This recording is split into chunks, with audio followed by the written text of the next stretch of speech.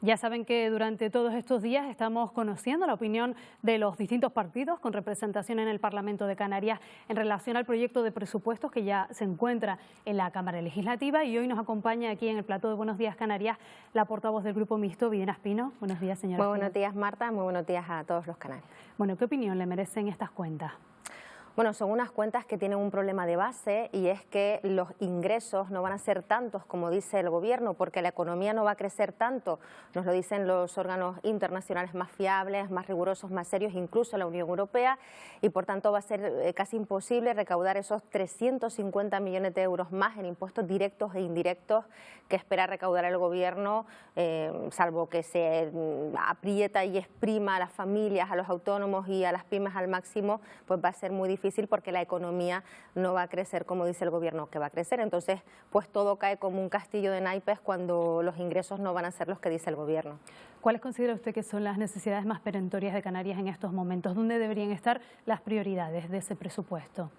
Pues yo batallo todos los años con el presupuesto para reforzar la sanidad, para reforzar una educación de calidad. Este año, por ejemplo, crece el presupuesto para sanidad, pero falta algo fundamental, como es la construcción de la nueva torre que necesita el materno infantil de Gran Canaria, mejorar esas instalaciones, porque los niños y sus familias, como denuncian los propios médicos, están hacinados en unas instalaciones ya muy viejas. O, por ejemplo, el refuerzo en la educación. No se entiende que también aumente el presupuesto en educación y tengamos 1000 profesores menos el año que viene que los que tiene este curso. El asunto de la dependencia: es insuficiente el dinero que se ha puesto en dependencia solo para pagar a las 10.000 personas que ya tienen reconocido ese derecho y que no reciben ninguna prestación, y apoyo a los autónomos, a las pequeñas y medianas empresas y también a las familias, sobre todo enfocado a que puedan hacer frente a la educación de sus hijos, que es costosa también. Y por tanto, por ahí, por esa línea van a ir las enmiendas que voy a presentar.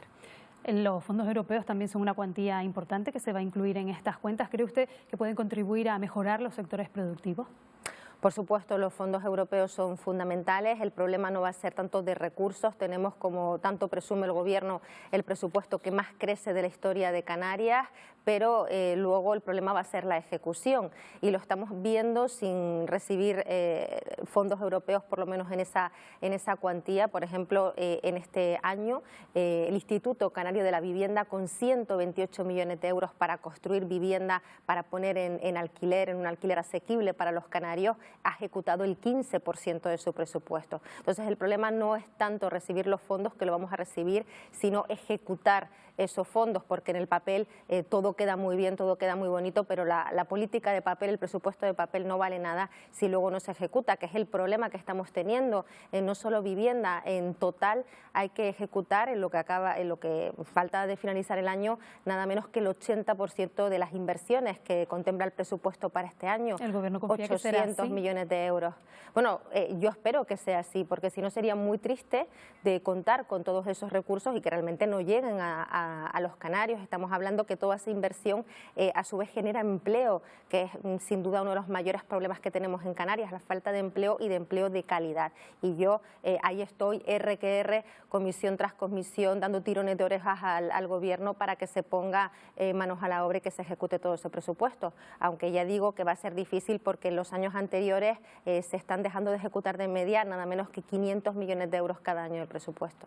Usted pedía hace pocos días la estabilización del personal del Servicio Canario de Salud. ¿Qué opinión le merece ese acuerdo para hacer fijos a los interinos o a los temporales que lleven más de 5 años en su puesto? ¿Le convence ese acuerdo?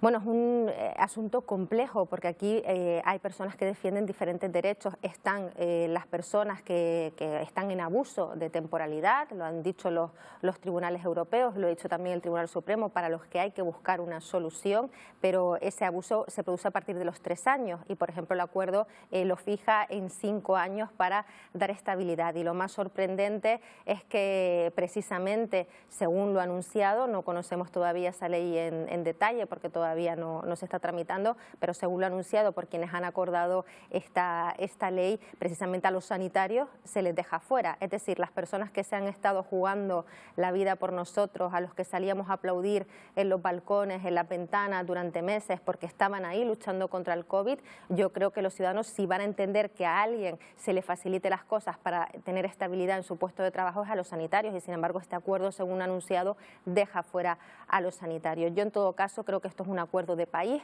esto es un acuerdo que se tiene que hacer con las comunidades autónomas, que son al final quienes tienen a esos empleados públicos con ese problema. Las comunidades autónomas ya muchas se han pronunciado con dudas con respecto a este acuerdo, que puede ser incluso inconstitucional, y por tanto esto merece un acuerdo de país, un acuerdo de Estado y no un acuerdo del señor Sánchez con sus socios habituales. Estamos viendo también estos días un incremento, lo estábamos contando, de los casos COVID, y algunas comunidades autónomas se plantean endurecer sus restricciones. Ha puesto incluso, o se va a poner sobre la mesa la posibilidad de volver a pedir el certificado COVID. ¿Usted apoyaría la petición de ese certificado, por ejemplo, para acceder a los locales de ocio, de hostelería y demás? Yo estoy a favor de que se tomen medidas para favorecer la vacunación, para medidas de seguridad. Eso hay que ir aplicando esas medidas, y siempre he apoyado al Gobierno de Canarias y a la Consejería de Sanidad en ese sentido, de que ir adaptando las medidas, y a veces hay que ser más exigente porque el virus nos va ganando la batalla, vuelve otra nueva ola y por tanto hay que tomar medidas. Eso sí, necesitamos una cobertura nacional. Lo que no puede hacer, lo que hizo el Gobierno de Canarias, es sacar un decreto con muchísimas restricciones sobre materias que no tiene competencias. Tal es así que incluso se atribuía competencias sobre la Policía Nacional y la Guardia Civil, sobre los cuerpos y fuerzas de seguridad del Estado. Entonces, un decreto que tiene muchísimas lagunas, que el Consejo Consultivo dijo que era inconstitucional en muchísimos aspectos, y hay que tomar medidas, pero hacerlo bien y hacerlo realmente de forma responsable, y donde se tiene que hacer, que es en el Congreso de los Diputados. Aquí ha habido una dejación absoluta por parte del Gobierno de España y del señor Sánchez para dar a todas las comunidades autónomas una cobertura jurídica para poder tomar esas medidas que, según cómo va evolucionando la pandemia, son necesarias. Con respecto a la situación en la isla de La Palma, hemos visto que la mesa se ha reunido estos días en la isla, han desarrollado una agenda de actos amplia durante 2 días. Ustedes en el Parlamento han estado también muy pendientes de esta situación. Sí, así es, y lo que me preocupa de este presupuesto, por ejemplo, es que no tiene partidas específicas para La Palma. Tiene una disposición transitoria que dice que se podrán retener créditos para la isla de La Palma, pero no especifica ni cuánto dinero exactamente, ni a qué va a ser destinado. Hombre, yo creo que eso es un problema, porque lo que se está diciendo en el presupuesto es quitaré dinero de otras cosas para La Palma, y las cosas no se pueden hacer así. Las partidas para La Palma ya tendrían que estar en el presupuesto con nombre y apellido y para qué van a ser destinadas. Lo otro son fuegos artificiales, castillos en el aire, pero realmente no hay ayudas concretas para La Palma en el presupuesto del próximo año de Canarias, y eso es preocupante también, ¿no? Con respecto a su situación en el Parlamento, usted hace algunos meses anunciaba su marcha de Ciudadanos, el partido con el que concurrió a las elecciones. ¿Tiene ya claro con qué partido va a concurrir a las próximas? Bueno, yo ahora estoy, como yo digo yo, en la resistencia, porque esto de la política es bastante complicado, y además si eres una persona que actúa con una cierta coherencia, con una cierta libertad, pues a veces te llueven bastantes palos, ¿no? Entonces yo estoy en la resistencia, resistiendo por los ciudadanos, por los canarios, que quiero dar las gracias por la cantidad de mensajes en redes sociales apoyándome tras mi decisión, y por el trabajo que hago cada día en el Parlamento. Incluso hay gente, pues sorprendentemente, a mí me ha sorprendido, que me ha parado por la calle, varios canarios también, para mostrarme su apoyo y que siga luchando, demandando una mejor educación, sanidad, vivienda, empleo bueno y de calidad, y yo de momento estoy centrada en trabajar en esto. Es mi compromiso hasta que finalice la legislatura, y luego no sé lo que haré, porque como le digo, esto tampoco es tarea fácil. Se refiere usted a que en política se reciben palos, pero me imagino que también ha recibido llamadas. ¿Nos puede confirmar si ha habido conversaciones con Coalición Canaria, si le han ofrecido participar con ellos? Yo tengo en el Parlamento buenas relaciones con todos los partidos políticos, con el Partido Socialista, con